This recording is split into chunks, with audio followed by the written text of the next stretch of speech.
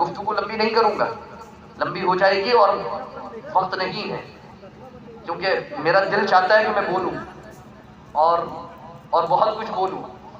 وَلَقَدْ يَسَّرْنَا الْقُرْآنَ لِلذِّكْرِ فَهَلْ مِن مُدَّكِرٍ، کیا کوئی ہے قرآن کو یاد کرنے والا؟ ہم نے قرآن کو آسان کر دیا۔ تو ایک معنی ہم نے قرآن کو یاد کرنے کے لیے آسان کر دیا، دوسرے معنی ہم نے قرآن کو نصیحت پکڑنے کے لیے آسان کر دیا۔ کیا کوئی ہے نصیحت پکڑنے والا؟ اب سنیں، 17، 22، 32، 40 چار جگہ جو آیت آئی ہے کہ ہم نے قرآن کو نصیحت پکڑنے کے لیے آسان کر دیا۔ کیا کوئی ہے نصیحت پکڑنے والا؟ ان کے درمیان کی آیتیں پڑھنا آپ گھر جا کر کے سورۃ القمر کے اندر، آگے پیچھے کی آیتیں پڑھنا۔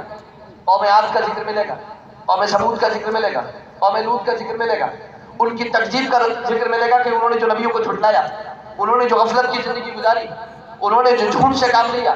پھر دیکھنا کہ کیسے عذاب آئے، کون کون سے عذاب آئے، کس طرح سے ان کو آزمائش اور امتحان میں مبتلا کیا گیا۔ پھر پڑھنا اس آیت کریمہ کو کہ ہم نے قرآن کو نصیحت پکڑنے کے لیے آسان کر دیا ہے۔ کیا کوئی ہے نصیحت پکڑنے والا؟ اب بتاؤ کہ قرآن سے نصیحت حاصل کرنا آسان ہے یا پھر جن قوموں پر عذاب اترا ہے کہیں ایسا تو نہیں کسی ایسے عذاب کے منتظر ہو؟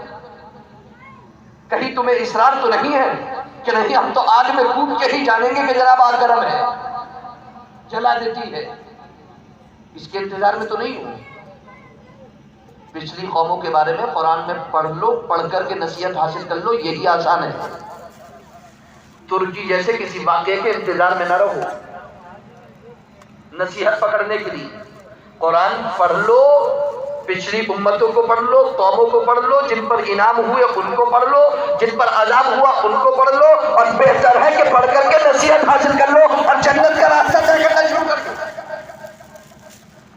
انیبوا الی ربکم واسلموا لہ من قبل ان یأتیکم العذاب ثم لا تنصرون، اپنے رب کی طرف پلٹ جاؤ، مکمل اسی کے ہو کر رہو، اس سے پہلے کہ تم پر عذاب آ جائے پھر تمہاری کوئی مدد نہ ہو سکے۔ خدا کی قسم یہ محمد مصطفیٰ جان رحمت صلی اللہ علیہ وسلم کا صدقہ ہے کہ ہم عذاب سے محفوظ ہیں، وگرنہ صورتیں تو جگہ جگہ دکھائی دے رہی ہیں عذاب کی، کہیں سونامی کی شکل میں، کہیں زلزلے کی شکل میں، کہیں کچھ، کہیں کچھ، کہیں کچھ، کہیں کچھ، کہیں کچھ، کہیں کچھ، شکلیں تو دکھائی دے رہی ہیں، مگر انسان اتنا غافل ہے کہ دیکھتا ہے پھر غفلت میں پڑ جاتا ہے، صبح کو خبر پڑتا ہے شام نہیں ہو پاتی کہ پھر غفلت کا شکار ہے، ہر روز اخبار میں خبریں پڑھتا ہے اور رات کو غافل، ہر روز جاگتا ہے، ہر روز سو جاتا ہے۔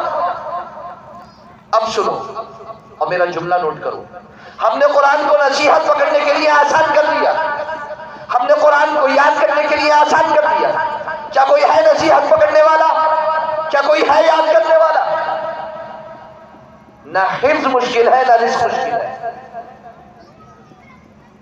نہ حفظ مشکل ہے نہ رزق مشکل ہے۔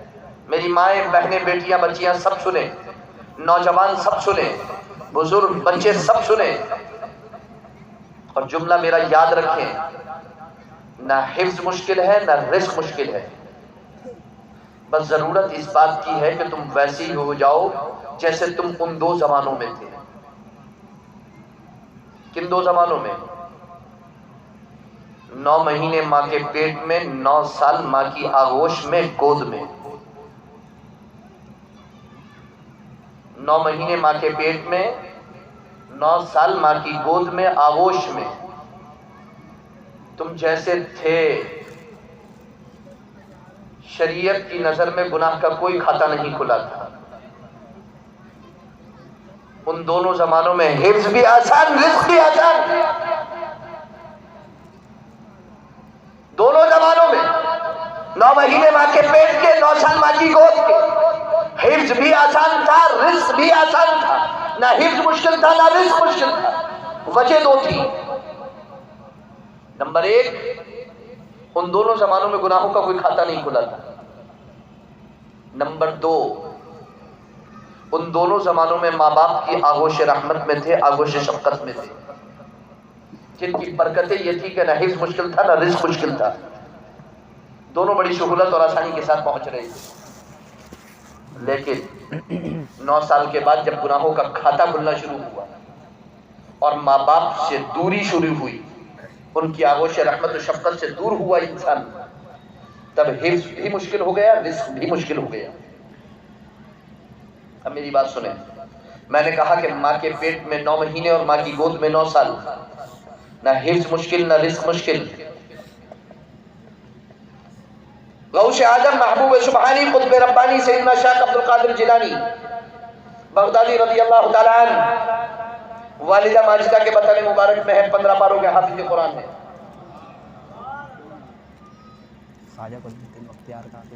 خواجہ قطب الدین بختیار کاکی، سیدنا سلطان الہند عطائے رسول خواجہ خواجگان سیدنا خواجہ معین الدین چشتی حسن سجزی رحمت اللہ تعالیٰ علیہ، خواجہ غریب نواز علیہ الرحمہ کے خلیفہ ہیں خواجہ قطب الدین بختیار کاکی۔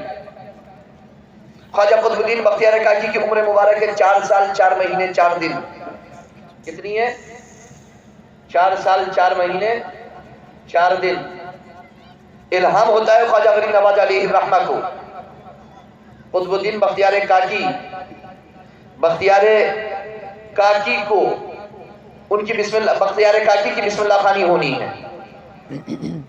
خواجہ غریب نواز علیہ الرحمہ تشریف لے جاتے ہیں خواجہ قطب الدین بختیار کاکی کی بسم اللہ خوانی میں، کہتے ہیں بیٹا پڑھو بسم اللہ الرحمن الرحیم۔ الہام ہوتا ہے خواجہ غریب نواز علیہ الرحمہ کو، اے معین الدین ٹھہر جاؤ، حمید الدین ناگوری تشریف لانے والے، بسم اللہ خوانی وہ کرائیں گے۔ وہ ناگور سے انہیں الہام ہوتا ہے کہ تشریف لے کر کے جائیں۔ قاضی حمید الدین ناگوری تشریف لاتے ہیں، خواجہ قطب الدین بختیار کاکی جو آگے چل کر کے خلیفہ ہونے والے ہیں خواجہ غریب نواز علیہ الرحمہ کے جلیل القدر خلفاء میں، قاضی حمید الدین ناگوری تشریف فرما، خواجہ غریب نواز تشریف فرما، خواجہ قطب الدین بختیار کاکی تشریف فرما۔ قاضی حمید الدین ناگوری خواجہ قطب الدین بختیار کاکی سے کہتے ہیں بیٹا پڑھو بسم اللہ الرحمن الرحیم۔ خواجہ قطب الدین بختیار کاکی پڑھتے ہیں اعوذ باللہ من الشیطان الرجیم بسم اللہ الرحمن الرحیم، اور الحمد سے لے کر کے 15 پارے پر جا کر کے رکتے ہیں۔ خواجہ غریب نواز اور قطب الدین اور قاضی حمید الدین ناگوری کہتے ہیں، ارشاد فرماتے ہیں بیٹا اور پڑھو۔ قاضی حمید الدین ناگوری فرماتے ہیں کہ جناب میری ماں کو 15 ہی یاد تھے، میری ماں کو 15 ہی یاد تھے، شکم مادر میں میں نے بھی 15 ہی یاد کیے۔ میں نے کہا کہ یہ 2 زمانے وہ ہیں جس میں نہ حفظ مشکل نہ رزق مشکل، کوئی مشکل نہیں ہے، نہ حفظ مشکل نہ رزق مشکل۔ بریلی شریف کے سرزمین پر امام اہل سنت امام التصوف والصوفیہ اعلی حضرت فاضل بریلوی علیہ الرحمہ صبح کو قرآن یاد کرتے، 1 پارہ یاد کرتے، شام کو سنا دیتے، تراویح میں 1 مہینے میں حافظ قرآن۔ انہی کے نبیرہ شہزادہ اعلی حضرت قاضی القضات فی الہند حضور تاج الشریعہ حضرت علامہ الحاج شاہ مفتی محمد اختر رضا خان صاحب قادری رضوی برکاتی علیہ رحمت و رضوان، 70 سال کے قریب عمر مبارک ہم نے اپنی آنکھ سے دیکھا۔ میں اپنے والد ماجد خلیفہ مفتی اعظم محدث اعظم رامپور مفتی سعید شاہد علی علیہ رحمت و رضوان ان کے ساتھ حاضر ہوئے بریلی شریف، تاج الشریعہ تشریف فرما ہے، عصر کی نماز کا وقت قریب ہے، حافظ صاحب تشریف لائے، عصر کا وقت ہے، حافظ صاحب تشریف لائے، بیٹھے قرآن کھولا، 2 آیتیں پڑھی، غالباً 15واں پارہ تھا، 2 آیتیں پڑھی، پڑھ کر کے سنائی حضور تاج الشریعہ علیہ رحمہ کو۔ حضور تاج الشریعہ نے سنی اور سن کر کے وہ 2 آیتیں فوراً ویسے ہی ان کو واپس سنا دی۔ عمر 7 کی ہو، 17 کی ہو کہ 70 کی ہو، بات روح کی لطافت و پاکیزگی کی ہے۔ روح جتنی لطیف اور پاکیزہ ہوگی حفظ اور رزق اتنا ہی آسان ہوگا۔ سورۃ الطلاق میں اللہ نے وعدہ فرمایا وَمَن يَتَّقِ اللَّهَ يَجْعَل لَّهُ مَخْرَجًا وَيَرْزُقْهُ مِنْ حَيْثُ لَا يَحْتَسِبُ وَمَن يَتَوَكَّلْ عَلَى اللَّهِ فَهُوَ حَسْبُهُ إِنَّ اللَّهَ بَالِغُ أَمْرِهِ قَدْ جَعَلَ اللَّهُ لِكُلِّ شَيْءٍ قَدْرًا۔ اور جو تقوی پرہیزگاری اختیار کرے، جو اللہ سے ڈرے، اللہ اس کے لیے راستوں کو کشادہ فرما دے گا اور اسے وہاں سے رزق عطا فرمائے گا جہاں سے اس کے گمان میں بھی نہیں آتا۔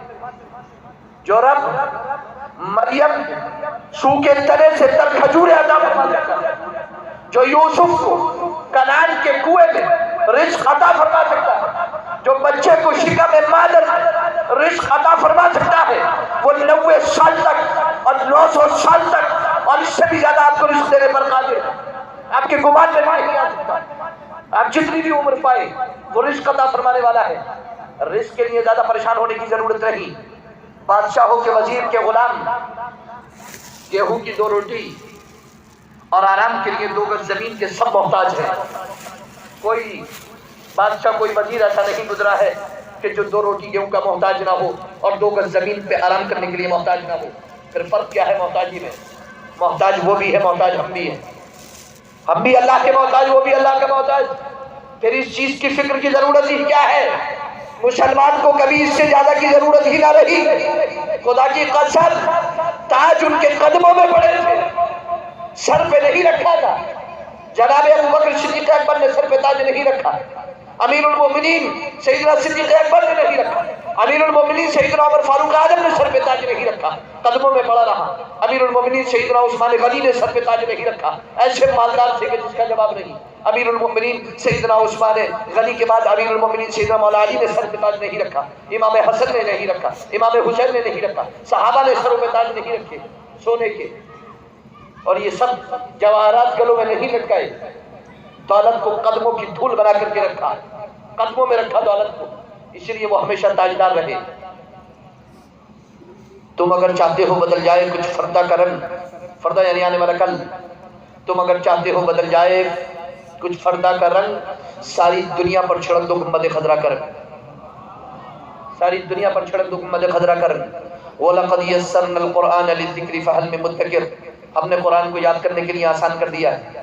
اب میری بات غور سے سنیں، اور اتنی غور سے سنیں کہ اثر کرے آپ کے اندر۔ ایک بات کا بس اہتمام کرو اور اس پیغام کو عام کرو، اور سب اس کی کوشش کرو کہ اپنی زندگی میں الحمد سے لے کے والناس تک قرآن کریم مع ترجمہ کنز الایمان ضرور پڑھو۔ اور تمام علماء، تمام حفاظ و قرہ، تمام عوام کو اس بات کی کوشش کرنا چاہیے کہ وہ قرآن کریم مع ترجمہ کنز الایمان ضرور پڑھیں، روزانہ پڑھیں۔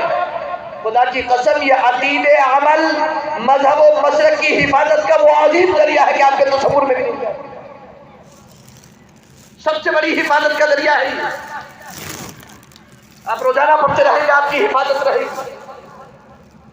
اور ایک بات اور میں کہنا چاہوں گا، بچے بھی موجود ہیں، بچیاں بھی موجود ہیں، اس قرآن کی تعلیم سے اور اس قرآن سے جو دور کیا ہے ہم کو، وہ اس دنیا کی چمک نے، اس روشنی نے اور اس دنیا کے لالچ نے ہم کو دور کیا ہے۔ اور میں آپ سے کہنا چاہوں گا کہ دنیا کا ہر انسان مرید ہے، دنیا کا ہر انسان مرید ہے۔ میں ہر انسان کی بات کر رہا ہوں، ہر مسلمان کی بات نہیں، ہر انسان مرید ہے۔ کوئی مرید دنیا تو کوئی مرید آخرت، کوئی مرید دنیا تو کوئی، ہر مسلمان مرید آخرت ہے۔ ہر مسلمان مرید آخرت ہے، اور دنیا سے اس کا تعلق بس اتنا ہی ہے جتنا تعلق کشتی کا پانی سے۔ کشتی پانی پر رہے، تیرتی رہے گی، پانی کشتی میں آئے تو کشتی ڈوب جائے گی۔ مومن دنیا میں رہے، کامیاب رہے گا، دنیا غالب آ گئی تو مومن ڈوب جائے گا۔ دنیا اتنی لالچ کرو دنیا کا، اتنے پیچھے جاؤ دنیا کے کہ آخرت ہاتھ سے نہ جائے۔ اللہ کے رسول سرور کونین صلی اللہ علیہ وسلم ارشاد فرماتے ہیں، من شر الناس منزلۃ عند اللہ یوم القیامہ عبد اذهب آخرته بدنیاہ۔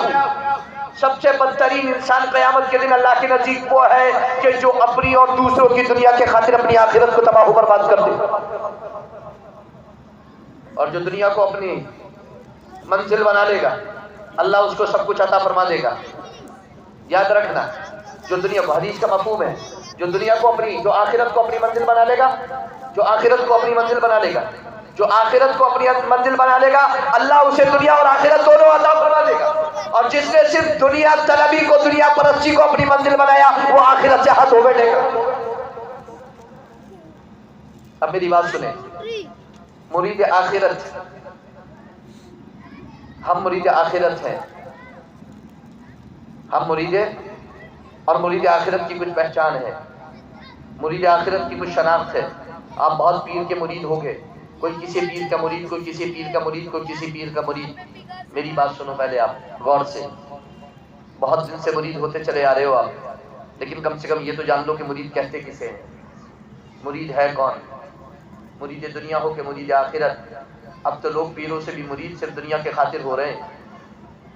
یہ بات میری غلط نہیں ہے، نوٹ کر کے دیکھنا کبھی گہرائی سے بیٹھ کر کے، جب کبھی دنیا کا لالچ دل میں آئے، جب کبھی پیر کا تصور آئے اور دنیا سامنے آ جائے، تو پھر سمجھ لینا کہ ابھی تک مرید آخرت بنے نہیں ہیں۔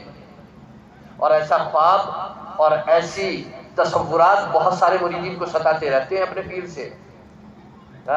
بہت سارے آج کل تو لوگ پیر بھی وہ تلاش کر رہے ہیں جو رات کو فیس بک پہ آن رہتا ہو، لائیو آتا ہو، جو صبح سویرے اٹھ کر کے مرید کے سلام کا جواب دیتا ہو۔ کہا ہے میرے سامنے ایک صاحب نے، ارے صاحب ان کے مرید نہیں ہوں گے، ان سے تو ملاقات ہی نہیں ہوگی، مرید تو اس کے ہوں گے جو لائیو رہتا ہو، جو لائیو رہتا ہو، رات کو سلام بھیجیں تو صبح کو اٹھ کے سب سے پہلے جواب دیتا ہو۔ اور اب آپ سوچ لیں کہ وہ پیر جو سب سے پہلے مرید کو سلام کا جواب دیتا ہو، وہ خود کتنا بڑا مرید آخرت ہوگا، وہ خود کتنا بڑا۔ یہ BMW ایسی تھوڑی آ رہی ہے، اور کیا ایسے نہیں آ رہی ہے جناب۔ مرید آخرت ہوتے تو گدڑی میں ہی ہوتے، مرید آخرت ہوتے تو گدڑی میں ہوتے، فقیر ہوتے، بریلی کی چٹائی پر بیٹھ کر کے فتاوی رضویہ لکھتے ہوتے۔ مرید آخرت ایسے نہیں بنتا آدمی۔ مرید آخرت بننے کے لیے دنیا بہت چھوڑنا پڑتی ہے، راتوں دن دیکھ رہے ہیں ہم۔ اور مرید آخرت کی منزلیں 4 ہیں: شریعت، طریقت، حقیقت، معرفت۔ پہلی منزل شریعت، دوسری منزل طریقت اوپر والی، تیسری منزل حقیقت، اور چوتھی منزل معرفت۔ اب سنو غور سے، گناہ نہ کرنا شریعت، گناہ، میں نے کہا نا کہ یہ دیکھ لینا کہ مرید آخرت ہو کہ نہیں ہو۔ مرید آخرت کی منزلیں ہیں یہ 4 سیڑھیاں ہیں 4۔ گناہ نہ کرنا شریعت، کوشش کر کے گناہ کے خیال کو دل سے دور رکھنا طریقت، کوشش بھی نہ کرنا پڑے گناہ کا خیال خود ہی دور رہے تو پھر حقیقت، اور غیر اللہ کا خیال اور تصور بھی نہ ستائے تو پھر معرفت۔ یاد نہ رہے تو پھر سن لو، گناہ نہ کرنا شریعت،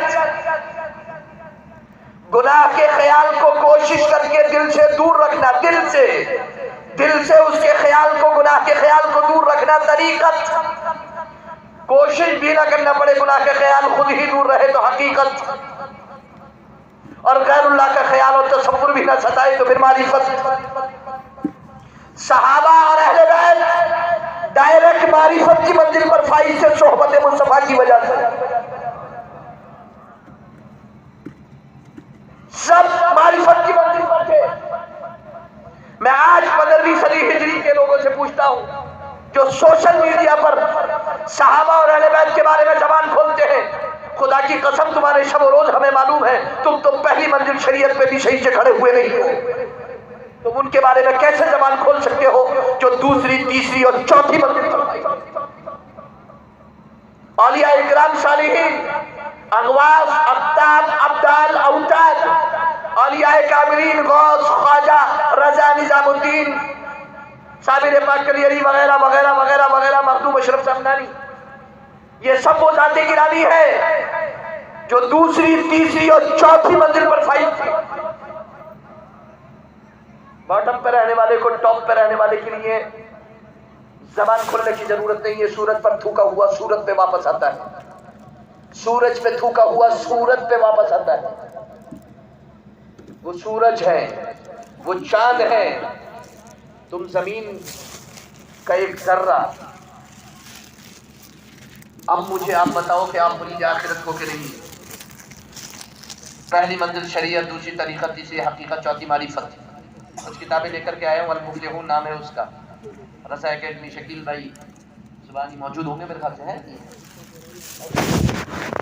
شہزاد موجود ہے. میں نے وہ کتابیں حوالے کی ہیں، وہ انشاءاللہ وہ آپ پڑھیں گے، میں یقین کرتا ہوں کہ دل خوش ہو جائے گا. اعلیٰ حضرت کے 3 مثالیں: نقاء الصرافہ فی البیعۃ والخلافہ، مقال عرفہ باعزاز شرع علماء، اور فتاوی افریقیہ.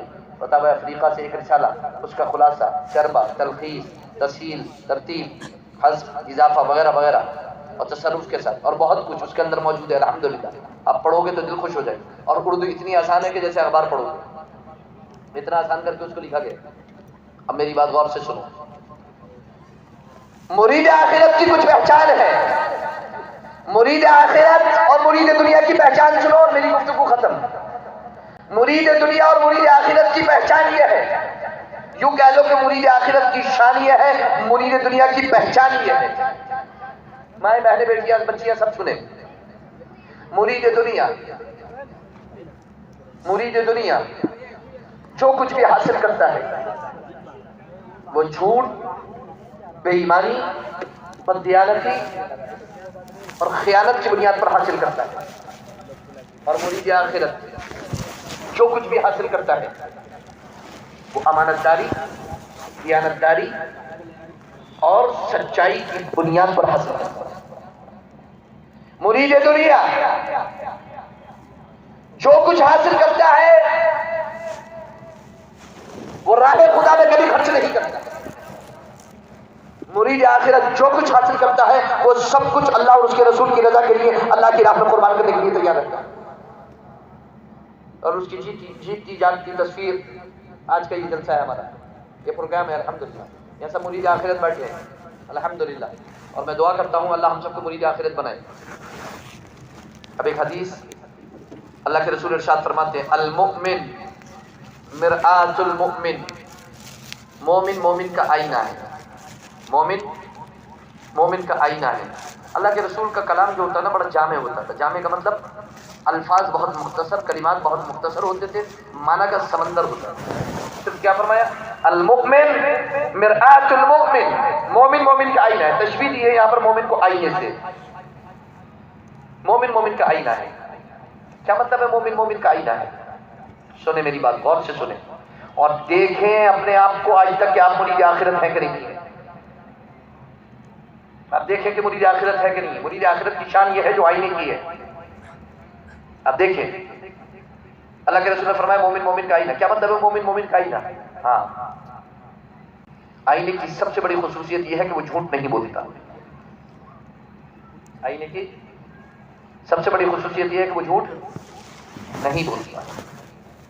اس کے سامنے بادشاہ کھڑا ہو کہ وزیر، خواہ کوئی کھڑا ہو،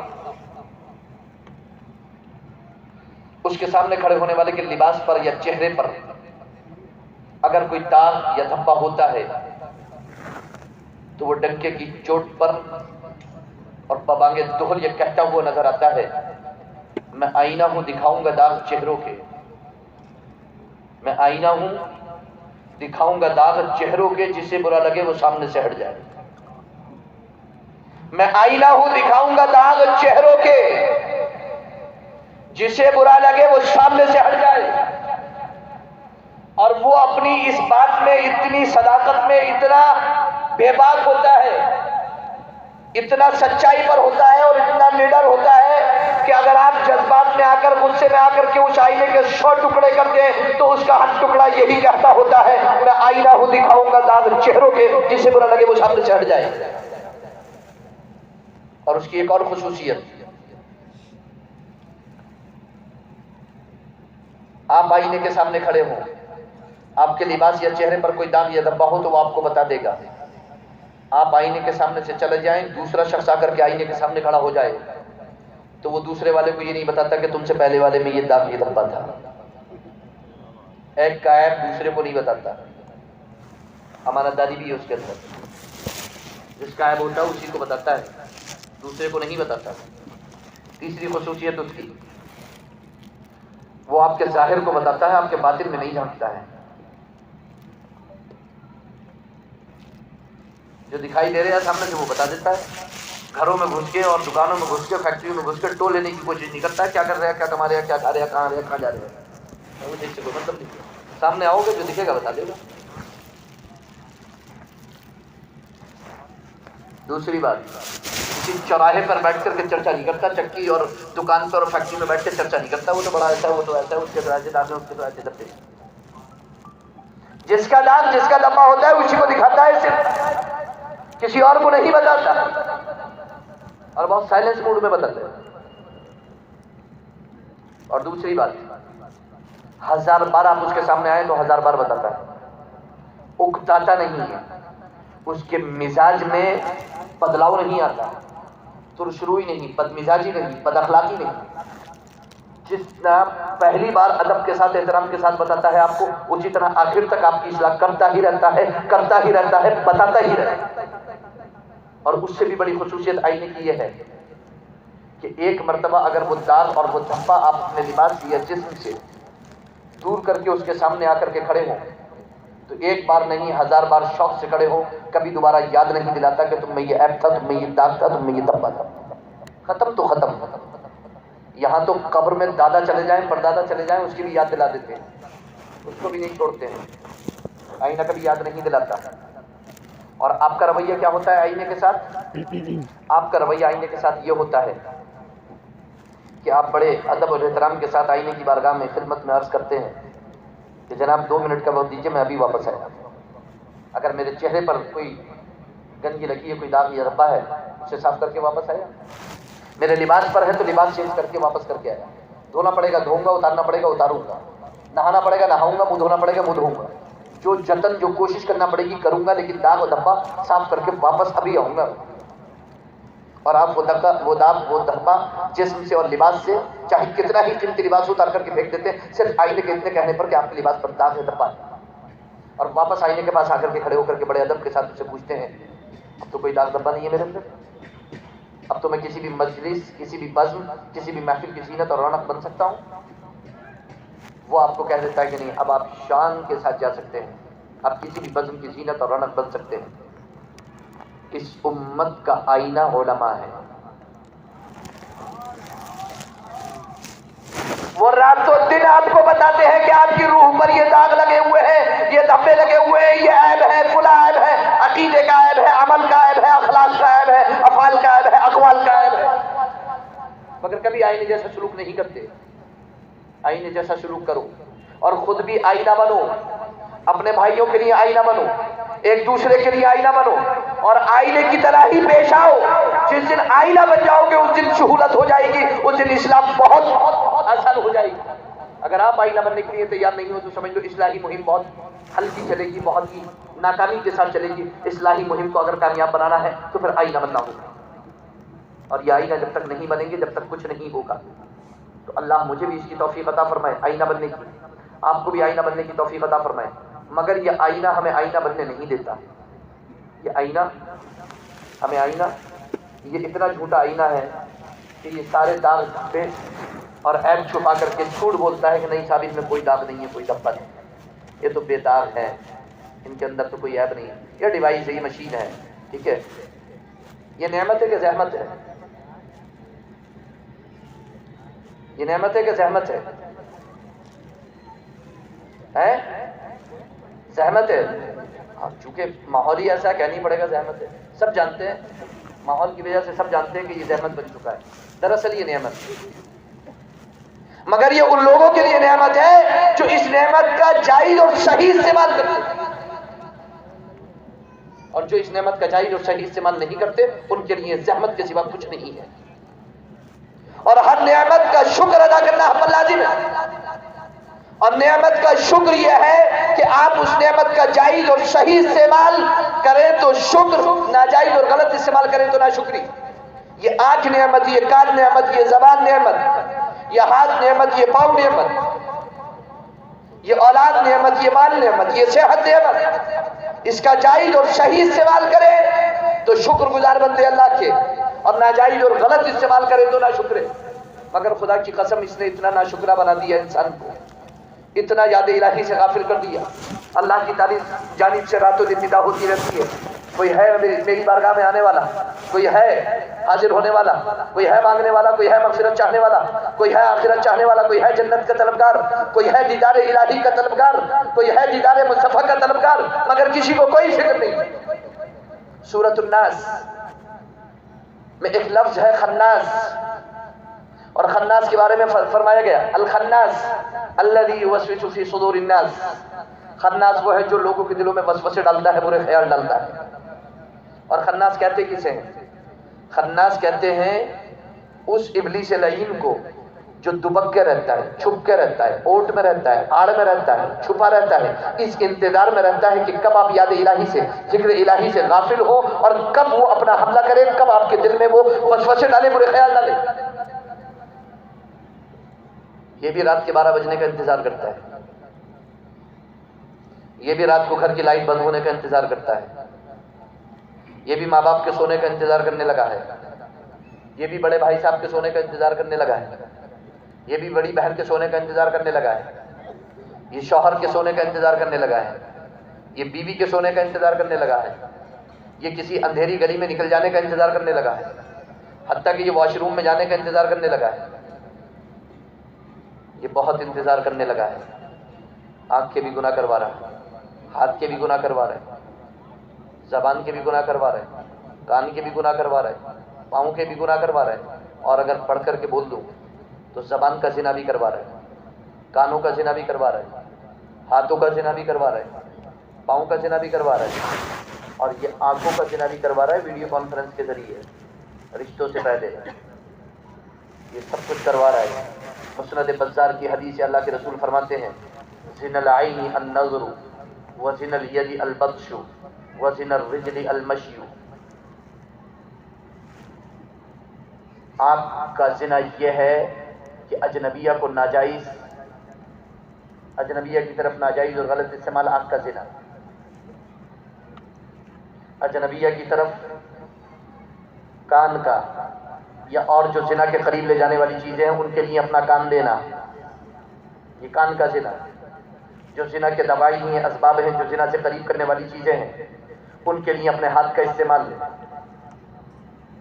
چلانا کرنا سب کچھ یہ وہاں کرا رہا ہے، اور یہ سب کچھ ہونے کے بعد پھر اس جگہ تک لے کر کے جا رہا ہے کہ جہاں پر یہ گناہ ہونا ہے، سارا سب کچھ